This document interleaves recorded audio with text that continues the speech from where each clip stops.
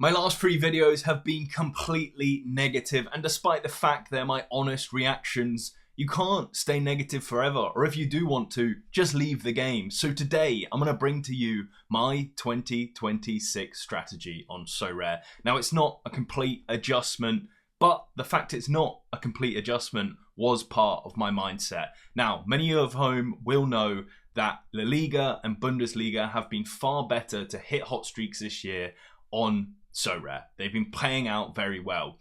So I did consider, like a lot of you at home, like has been discussed in my Discord, is now the time to jump and go and get someone like Lamine Yamal. Now, when people consider and talk about this, I often think they forget just how expensive some of these cards are. You know, Yamal started at 2.2k in rare. You could have got him for 1,500, but at the same time, a lot of the Premier League cards were already out and cheaper in price. Now, I'm not saying this was the wrong decision. You shouldn't have got Yamal. On reflection, with hindsight, going and get Yamal, Mbappe, Pedri, and all of them were probably the best decision. They'd help you hit the hot streaks. I'm sure you would have earned your money back. We've seen people in my Discord that have done, 5 hot streaks back to back. So 10 hot streaks, $8,000 or whatever that is. Massive congratulations to them. But we're not at that stage now. We're at the stage now where if you want Yamal, he got him for 862. I don't think that's realistic. I think you're looking a little bit higher now. You're like 900, 1,000. And when you're comparing that to cards of today, you could get Bruno Fernandes, Cole Palmer, Szoboszlai for all so much cheaper. You could build an entire team. For example, Fernandes, who is probably my top pick in the Premier League right now, £315. Comparing that to Yamal and Mbappe, they are now at such a cheaper price that the Premier League might be appealing again. Now, why I say this is because if you are getting cards now, you need to consider their future prices. So will Yamal at the start of the season be less or more in a classic version than £862? Well, we both know both Yamal and Bruno will probably drop in price and then slightly tick up as we get closer to August. Now, trying to predict their prices is difficult, but what I know for not certain, but I'm pretty confident, Sorare will feel they have paid out far too much in their Liga this season. So they will either, split the leaderboards as we've seen them trying in the MLS, or they're going to try and, cut payouts in hot streaks in different ways. They could have La Liga targets higher than Premier League. So many different ways they can do it. But the effects that will have, if I'm correct, so if you agree with me back home that they probably will try and limit how much they pay out, particularly in La Liga and maybe the Bundesliga, well, that will have an effect on the classic card values of the top performers. So although Yamal at the minute might be worth £600 in classic, or somewhere around the 550 price region is probably fair, that would drop. So what that would mean is that your earning potential for this year might be higher, but by the time you get down to next year, you might be able to win more in your Premier League cards. Now, why have I said this? I'm saying this because I'm sticking in the Premier League. I'm not selling out and going to La Liga because I just think it's too late. There was probably a time, October, November, maybe even December, where that would have been a good decision. Now, this is all in hindsight. If you go and spend £1,000 on Lamine Yamal and he's injured, there's no real replacement. It's not like Rashford or whoever would take his position would score the same. It's just Yamal and Mbappe. It's because they're so good that the scores are so easy. It wasn't a guaranteed certainty, is what I would sort of just clarify. So when I'm looking at it and I'm saying the time has passed to jump ship, if you're already in the Premier League, it's just better to optimize for it. How would you optimize for it? I've got my team is fantastic. I explained it. I love all of my Premier League card selections. I got depth everywhere. I've got high XP. Well, how do you go about optimizing that? Well, there's 2 ways. Lineups. For me, you've got to be as accurate as possible as lineups. Previously, people are just relying on Sorare Inside, and that's fantastic. But if you're competing against people on Sorare Inside, everyone on Sorare has Sorare Inside, because as you get down to lineup building, Sorare Inside is partnered with Sorare. So all of these predictions are actually on the Sorare site. So everyone's using them, whether consciously or subconsciously. And basically, you have too much bias to just one person's opinion. You know, for Chelsea, Daniel Toft, the Chelsea fan, it's just his opinion at the end of the day. And they can differ quite a lot, and, you know, they can change quite a lot. Like already I've seen today, he's changed Palmer from 80 to 60 to 70. And it's like, it is because it's just one man's opinion, and it's not a perfect game.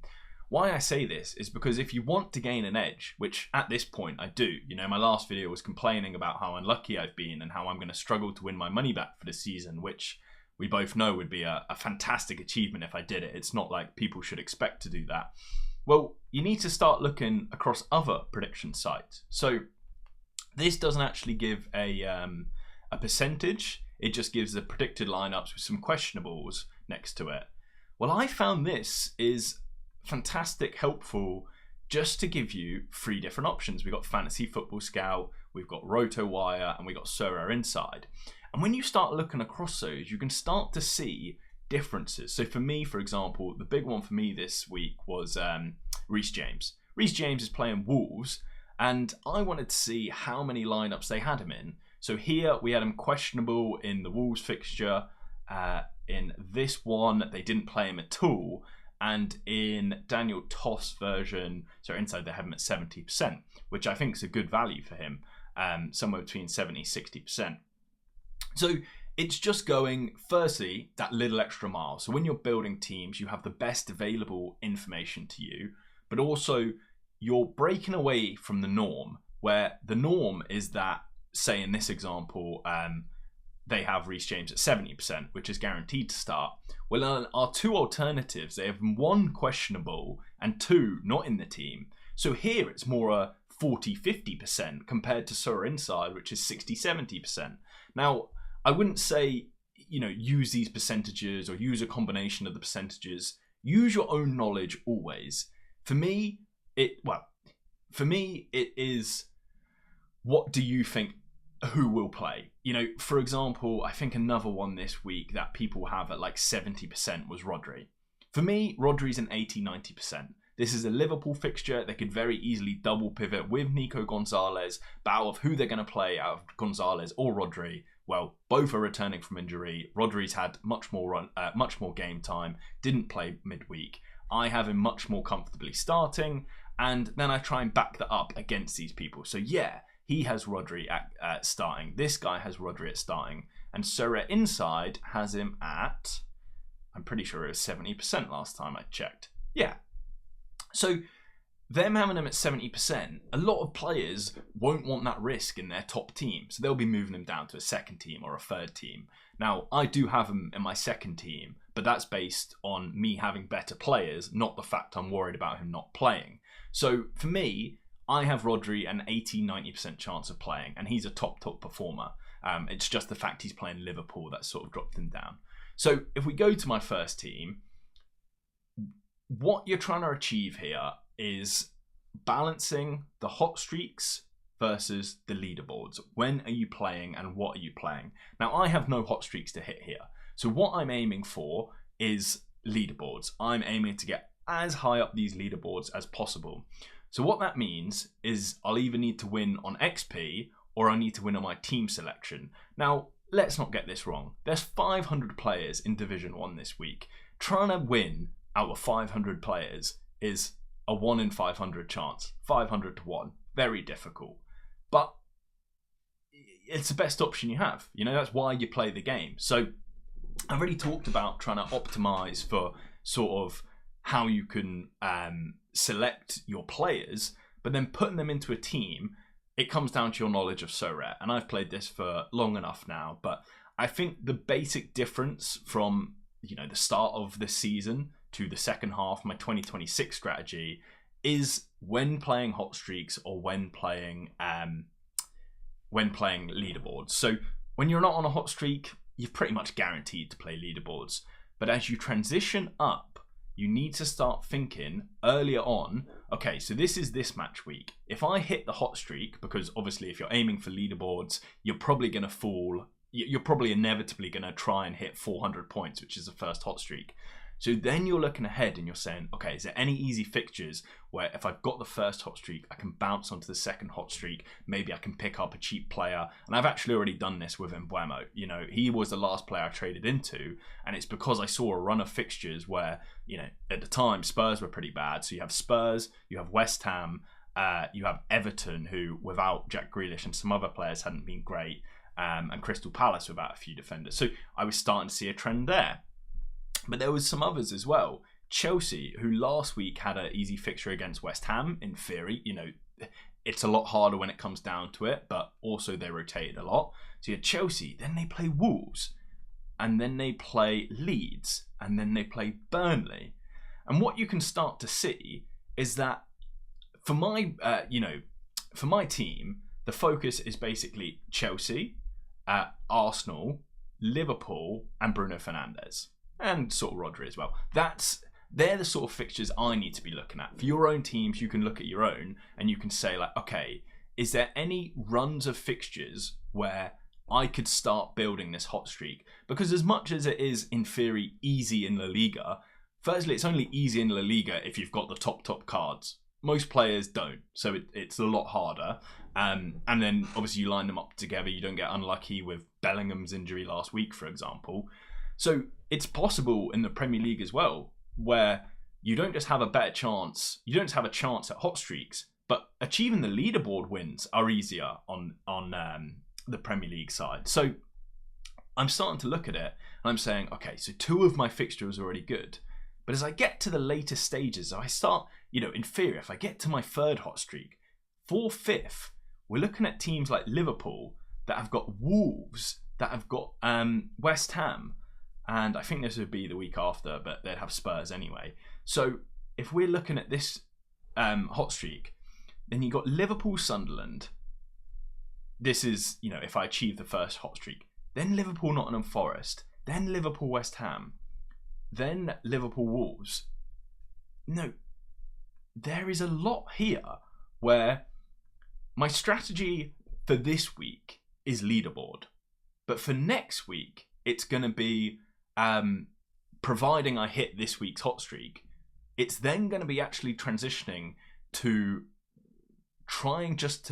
not trying just to hit my score, but prioritizing hitting my hot streak score. And that would actually change my selection of lineups. Now, obviously, we always try and put the players together that will hit the highest score. But certain players come with much more range, much more diversification, or much more volatility in their scores. For example, forwards, they will range a lot more than a midfielder. So despite this week me having 2 midfielders, that's because my midfielder is playing the worst team in the league. It's sort of a one-off. If it wasn't that, I would be looking for more variety, where maybe a defender that is on set pieces, or maybe a forward that could get a couple of goals.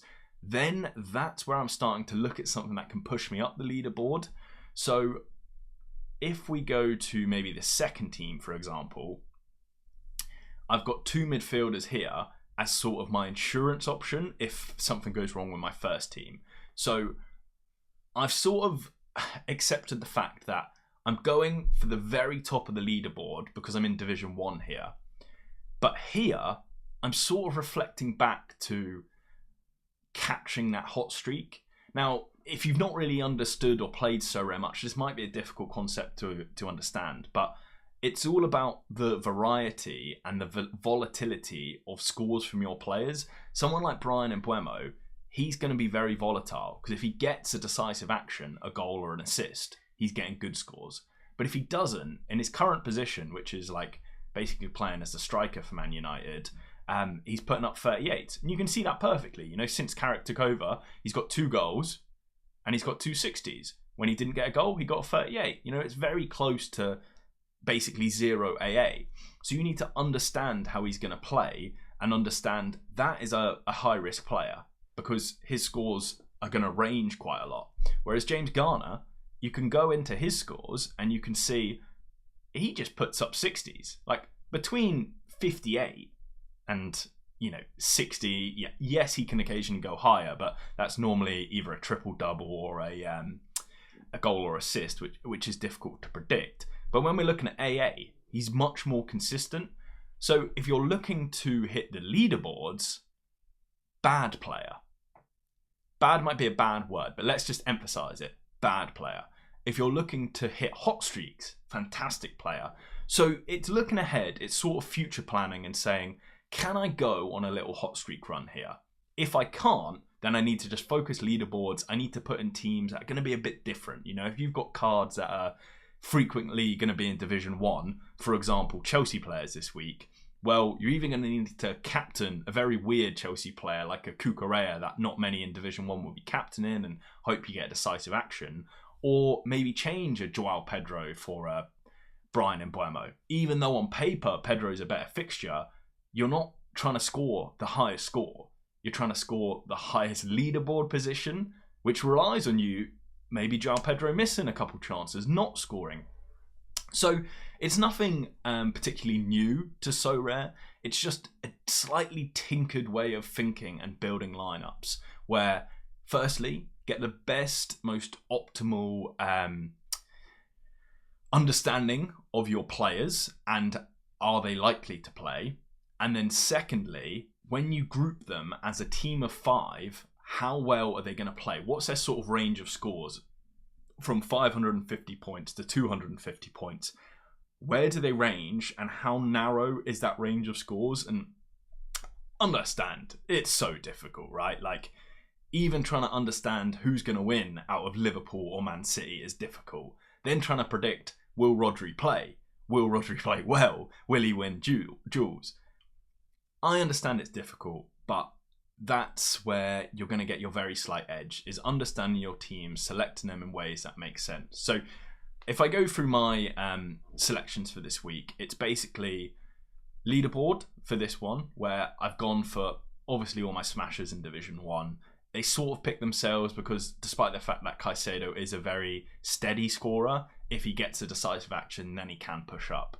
I would have preferred Reece James in this position, to be honest, and I could have done that, but it's just the risk with Reece James where I'm giving it like an 80% swing for the leaderboard. I'm not 100% swinging, because if I was 100% swinging for the leaderboard, then I probably would have bought Reece James in because I'd be less scared of getting demoted. But if I get relegated because he does sit on the bench and rest or not make the squad, it's too risky for my future earnings of leaderboards. After that, I've gone for a more hot streak sort of safety net where a lot of these players just score really averagely high. They don't have too much of a range. And then I've got Mbeumo because most forwards are typically quite decisive dependent, particularly if they play like a striker position. Wingers, not so much, but the only real one that I had was Wirtz. That isn't too decisive dependent. But against Man City, he's going to be duel dependent, and then he's going to be dueling Rodri. And Rodri's pretty good at duels. So it was all a very difficult toss-up in that team. When we get to the second division team, this is sort of my best of both, where I'm sort of going for leaderboards, but I'm also taking the risk where Madueke might not play, Cucurella could be rested, Wirtz might not do that well. It's obviously a third choice team anyway, so it's going to be harder to get up the leaderboard, but it's sort of a mixture between both. And then this one is pretty much just swinging for the fences, saying, okay, well, if Liverpool do well, not many people will expect that. I'm only in Division 3, unfortunately, because of some relegations and things like that. But I think because I'm stacking them and then I've put some good players around them, I think I've got a chance there. So my strategy, hopefully, is aim high up on the leaderboards. These are top scorers. If they all play, I've got a chance. Let's say I've got a big chance of climbing, hopefully to those sky high positions. By doing that, I should naturally hit 400. Then for the future weeks, I've already seen my fixtures and I can start trying to build more safe teams where the ranges aren't going to be too high. So I'm going to have lots of midfielders that are, constantly putting up consistent scores. Alternatively, now I've already done this by bringing in people like Mbuemo and I forgot who else I brought in, but yeah, well, Senesi was a craft. But alternatively, you might need to start trading, and you could see like, okay, well, in week, let's say 27, you might see Burnley. It's like, okay, well, I need to try and pick up some Chelsea players, or maybe, you know, your streak might start here. So you're saying, okay, well, if I hit the first hot streak last week, then who's going to help me achieve the second week? And if there's no fixtures, then it's just difficult, and that's not really something you need to trade into.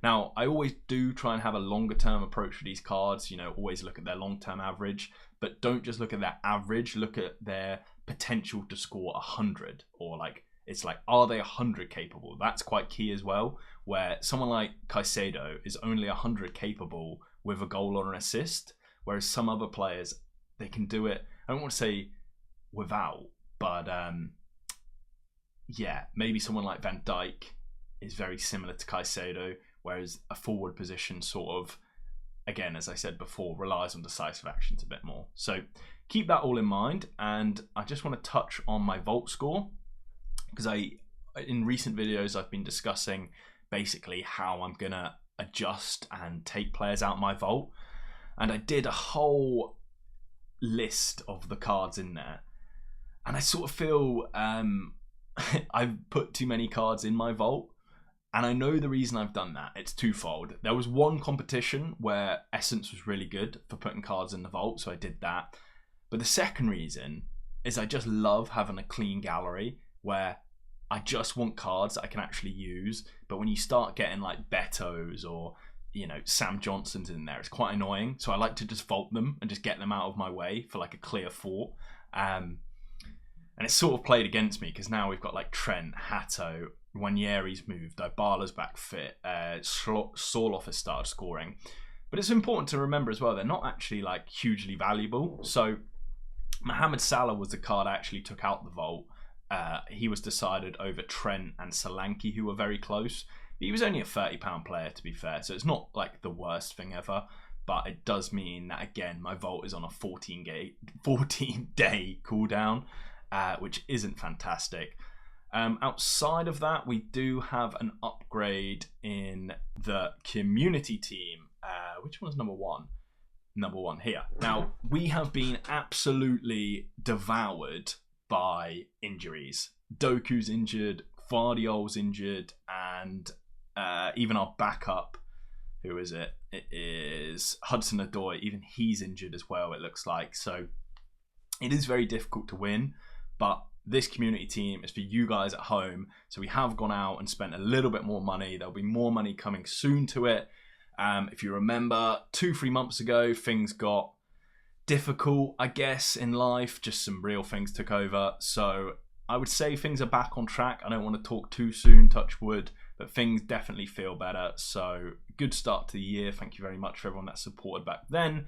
But what that means for you guys is the community team will be growing. So if you want to join that, I'm going to draw someone from the comments, and then typically we draw someone from my giveaways from my Ko-Fi. So if you do want to donate to my Ko-Fi, now would be a good time, but definitely don't feel you have to. It's just sort of like a tipping service if you fancied it. So outside of that, we should get some good players brought in. But MFL have chose to sponsor this video as well, so a massive shout out to them. If you have not seen my Haaland's Race to Division 1 series, even if you don't play MFL, please go and check it out, because I'm having so much fun. It's some of the best content I've made. It's genuinely so dramatic. I'm like just trying to explain that I'm so enjoying this. I'm loving the progression elements. I'm loving the risk and reward. I've got 2 players sent off. I've got so unlucky. I've got so lucky. So do check it out. If you do want to support the channel, then sign up and buy a club in the description. That's really going to help me get hopefully more of these brand deals and things like that. But yeah, just do check it out. Otherwise, in my last Sorare Journey video, I put a lot of emphasis on how I'm done with classic cards, which for this week doesn't really matter anyway, because these teams aren't really very good. They're so bad, I've actually put them into Division 2 rather than Division 1. So yeah, not a lot I can do there. Obviously, the focus is in-season Premier League. I think that's it for today except for the draw. So for the community team this week, they'll be winning any rewards that we pick up across these two teams. This one I actually think has a good chance if Lewis Hall plays, and well, if everyone plays. Dubravka, a little bit difficult against West Ham, but usually does get some decent scores. So we're going to go to the wheel of names, and the winner for this week's potential rewards,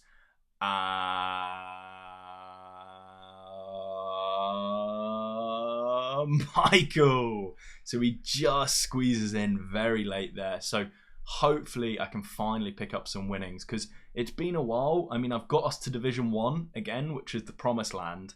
But yeah, we've just had such bad luck with injuries. And then obviously the injuries impact your scores and the DMPs and everything else. So yeah, let's hope we can win something there. Let's hope we can win something with the rare teams.